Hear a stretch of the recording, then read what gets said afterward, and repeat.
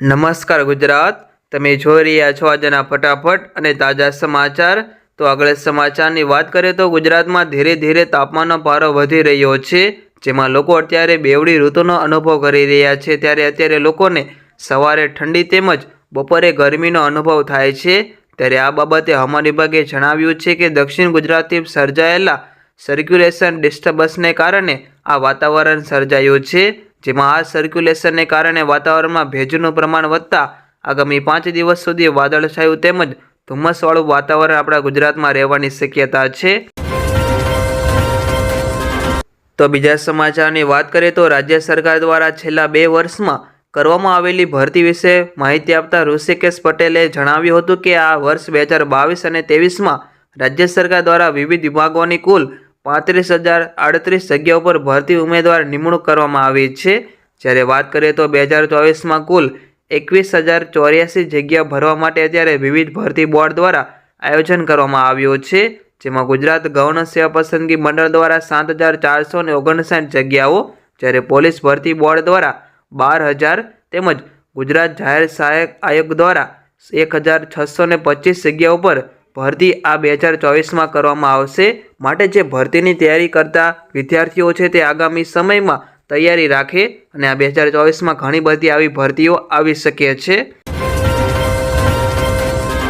તો આગળ ભરતી વિશે વાત કરીએ તો ગાંધીનગરમાં આજથી રાજ્યના 20 જિલ્લા અને 2 કેન્દ્ર શાસિત પ્રદેશો માટે આર્મી અગ્નિવીર ભરતી રેલી 2024-25 માટે અત્યારે ઓનલાઈન નોંધણી આજથી શરૂ કરવામાં આવી છે અને આ નોંધણી છે તે 22 માર્ચ 2024 સુધી ચાલશે। જ્યારે અગ્નિવીર જનરલ ડ્યુટી તેમજ અગ્નિવીર ટેકનિકલ, અગ્નિવીર કારકુન, સ્ટોર કીપર ટેકનિકલ તેમજ મેનેજમેન્ટ અગ્નિવીરમાં અને અગ્નિવીર ટ્રેડર્સમેનમાં જે 10મું પાસ હોય તે આ માટે અત્યારે ભરતી છે તે કરવામાં આવી છે અને અત્યારે એના ફોર્મ શરૂ થઈ ગયા છે। તો લોકસભાની ચૂંટણી માટે રાજ્યસભા માટે આપણા ભાજપ દ્વારા 4 ઉમેદવારોના નામ જાહેર કરવામાં આવ્યા છે। વાત કરીએ તો ભાજપ દ્વારા જાહેર કરવામાં આવેલા નામોમાં પહેલું જેપી નડ્ડા, બીજું ગોવિંદ ધોળકિયા, ત્રીજું મયંક નાયક અને ચોથું જસવંતસિંહ પરમારનો સમાવેશ કરવામાં આવ્યો છે। તો રાજ્યમાં ધોરણ 12 સાયન્સની પરીક્ષા આપનારા વિદ્યાર્થીઓ માટે મોટા સમાચાર સામે આવ્યા છે। વાત જાણે એમ છે કે આજે ધોરણ 12 સાયન્સની પ્રેક્ટિકલ પરીક્ષાની હોલ ટિકિટ શિક્ષણ બોર્ડની વેબસાઇટ ઉપર મૂકવામાં આવી છે। મહત્વનું એ છે કે આગામી 19 ફેબ્રુઆરીથી ધોરણ 12 સાયન્સની પ્રેક્ટિકલ પરીક્ષા શરૂ થવા જઈ રહી છે, જેને લઈને હવે વિદ્યાર્થીઓ બોર્ડની વેબસાઇટ ઉપર જઈને લોગિન કરીને ટિકિટ ડાઉનલોડ કરી શકશે અને પરીક્ષા આપી શકશે। તો આગળ વધુ સમાચારમાં વાત કરીએ તો પાટીદાર સમાજની પહેલ સામે આવી, જેમાં અત્યારે મધ્ય ગુજરાત સમસ્ત પાટીદાર સમાજ દ્વારા દીકરીઓને બચાવવા માટે અનોખી પહેલ શરૂ કરી છે, જેમાં આ માટે અત્યારે વિદેશમાં સ્થાયી થયેલા સમાજના સભ્યોનો સંપર્ક કરીને ભારતમાં તેમની ટીમ બનાવાશે, જેમાં અપરિણીત યુવતીઓની માહિતી રાખવામાં આવશે તેમજ ભારતમાં રહેનારા પાટીદાર પરિવારોને વિદેશમાં રહેતા મૂર્તિયાની સચોટ માહિતી મળી રહે તે માટે આ ખાસ પહેલ કરવામાં આવી રહી છે। શું તમારું આ અંગે કોઈ નિવેદન છે તે કોમેન્ટ કરીને જરૂર જણાવો। તો આ ચાલુ વર્ષે રાજ્યને મળવાપાત્ર 9 મિલિયન એકર ફીટની જગ્યાએ 10.41 મિલિયન એકર ફીટ એટલે કે વધારાનું 1.41 મિલિયન એકર ફીટ નર્મદાનું પાણી મળશે, જેમાં ગુજરાતના 17.92 લાખ હેક્ટર વિસ્તારને સિંચાઈનો લાભ મળશે।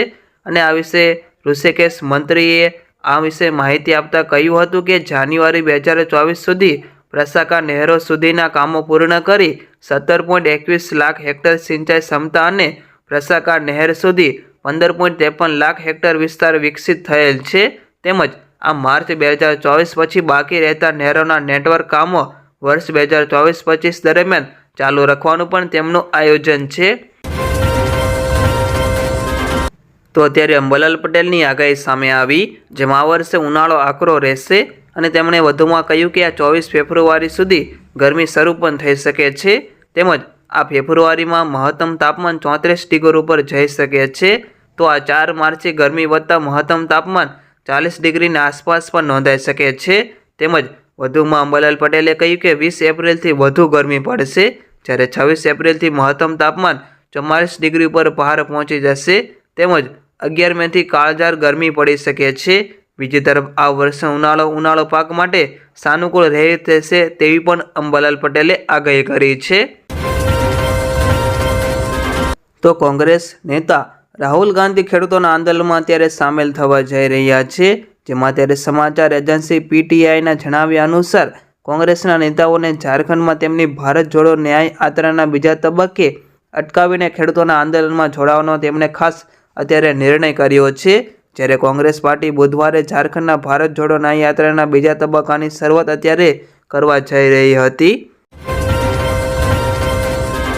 તો બીજા સમાચારની વિગતવાર વાત કરીએ તો આણંદ જિલ્લામાં કુલ 45માંથી 27 સરકારી અને 18 ખાનગી હોસ્પિટલ, જ્યારે અરવલ્લીમાં 59માંથી 44 સરકારી અને 15 ખાનગી હોસ્પિટલ, તેમજ સાબરકાંઠામાં 91માંથી 62 સરકારી અને 29 ખાનગી હોસ્પિટલોમાં PM જય હેઠળ ₹10 લાખ સુધીની અત્યારે સરકાર વિનામૂલ્યે આપવામાં આવી રહી છે. જેમાં અત્યારે ગઈકાલે ઋષિકેશ પટેલે કહ્યું કે આ યોજના હેઠળ તમામને સમાવી લેવામાં લક્ષ્યાંક સાથે આગામી સમયમાં રાજ્યના NFSA કાર્ડ ધારકોને પણ PM જય કાર્ડ આપવાનો અત્યારે મહત્વનો નિર્ણય સરકારે કરી રહી છે. તો દેશમાં અત્યારે લોકસભાની ચૂંટણી ખૂબ જ નજીક છે અને આવી સ્થિતિમાં હવે ધીમે ધીમે તમામ પક્ષો પોતાના ઉમેદવારોના નામ ફાઇનલ કરવામાં વ્યસ્ત છે. ત્યારે અત્યારે આપણા ગુજરાતમાં પણ ભારત ગઠબંધનને એક પ્રકારનો અત્યારે ફટકો આપતા આમ આદમી પાર્ટીએ તેના 2 ઉમેદવારોના નામ ફાઇનલ કરી દીધા છે. જેમાં અત્યારે આમ આદમી પાર્ટીના સાંસદ સંદીપ પાઠકે કહ્યું કે અમે ગુજરાતના ભરૂચથી ચૈતર વસાવા અને ભાવનગરથી ઉમેશભાઈ મકવાણાને ઉમેદવાર તરીકે જાહેર કર્યા છે. જેથી અત્યારે આ નામ સાંભળતા ભાજપમાં અત્યારે ખળભળાટ મચી ગયો છે. તો પ્રધાનમંત્રી નરેન્દ્ર મોદી હાલ અત્યારે દુબઈના પ્રવાસે છે. તેઓ આજે એટલે કે વસંત પંચમીના અવસરે અબુધાબીમાં બનેલ પહેલા હિન્દુ મંદિરનું ઉદ્ઘાટન કરશે. તેમજ દિલ્હીમાં અક્ષરધામ મંદિરનું નિર્માણ કરનારી સંસ્થા BAPSએ આ મંદિરનું નિર્માણ કરાવ્યું છે. જેમાં આજે PM નરેન્દ્ર મોદી અને મહંત સ્વામી દ્વારા અને UAEના અરબ છે તે બધા આજે છે આ હિન્દુ મંદિરનું ઉદ્ઘાટન કરશે. જ્યારે અત્યારે હિન્દુ મંદિરની વાત કરવામાં આવે તો એ પથ્થરો છે તે ઉત્કર્ષ સંગમરમરમાંથી કોતરણી કરવામાં આવી છે. જે અત્યારે એ પથ્થરો રાજસ્થાન અને ગુજરાતના કારીગરો દ્વારા 25,000થી વધારે પથ્થરના ટુકડામાંથી આ મંદિર તૈયાર કરવામાં આવી ગયું છે. તેમજ આ જે પહેલું હિન્દી મંદિર છે તે મુસ્લિમ દેશમાં આજે બની ગયું છે, જેના અત્યારે ખૂબ જ દેશમાં વખાણ અને સોશિયલ મીડિયામાં તેની ચર્ચા થઈ રહી છે. તો પ્રધાનમંત્રી કિસાન સન્માન નિધિ યોજના હેઠળ ભારત સરકાર દ્વારા 15મા હપ્તાથી eKYC અત્યારે ફરજિયાત કરવામાં આવ્યું છે. જેમાં અત્યારે રાજ્યના જે ખેડૂત લાભાર્થીઓને eKYC કરાવવાનું બાકી હોય તે 15મો હપ્તો ન મળ્યો હોય તેવા ખેડૂત મિત્રો અત્યારે 15મો અને આગામી 16મો હપ્તો મેળવવા માટે eKYC ફરજિયાત કરવાનું રહેશે. અને તેમાં અત્યારે ખેતી નિયામકની યાદીમાં જણાવ્યું છે. જ્યારે અત્યારે વધુમાં વાત કરીએ તો ભારત સરકાર દ્વારા આજથી કોમન સર્વિસ સેન્ટર મફતમાં તેમાં 10 દિવસ છે તે રાષ્ટ્રવ્યાપી eKYC માટેની ઝુંબેશની શરૂઆત કરવામાં આવી છે. જો તમારે બાકી હોય તો તમે eKYC કરાવીને આ 16મો હપ્તો મેળવી શકો છો. તો અત્યારે જૂનાગઢ માર્કેટ યાર્ડમાં લસણના ભાવ ઐતિહાસિક સપાટીએ પહોંચી ગયા અને અત્યારે જૂનાગઢ માર્કેટ યાર્ડમાં મધ્યપ્રદેશથી લસણની ભાવક થઈ રહી છે. તેમજ અત્યારે સામાન્ય દિવસોમાં જે લસણનો ભાવ છે તે 50થી 70 રૂપિયા પ્રતિ કિલોનો હોય છે તે વધીને હાલ 200થી 300 રૂપિયા પ્રતિ કિલોએ પહોંચી ગયો, જે અત્યાર સુધીનો સૌથી ઊંચો ભાવ અત્યારે કહેવાય રહ્યો છે. નોંધનીય એ છે કે અત્યારે જૂનાગઢમાં છેલ્લા 6 મહિનાથી લસણના ભાવ 100થી 150 રૂપિયા હતા, પરંતુ અત્યારે છેલ્લા 15 દિવસથી આ અત્યારે ભાવ ખૂબ જ ઉંચકાઈ ગયા છે, જેનો અત્યારે ખેડૂતોને ખૂબ જ લાભ મળી રહ્યો છે અને સામાન્ય જનતાને અત્યારે આનો માર મળી રહ્યો છે.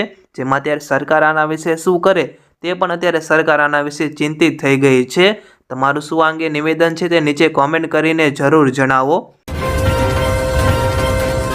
તો અત્યારે છેલ્લા કેટલાક વર્ષોમાં ઇન્સ્ટાગ્રામમાં કન્ટેન્ટ સર્જકોની અત્યારે સંખ્યામાં ઝડપથી વધારો થઈ રહ્યો છે અને આજે દરેક વ્યક્તિ પાસે સ્માર્ટફોન પણ છે અને તેના દ્વારા અત્યારે તેઓ ડિજિટલ વિશ્વમાં પોતાની કલા અથવા જ્ઞાન બતાવી રહ્યા છે રીલ દ્વારા.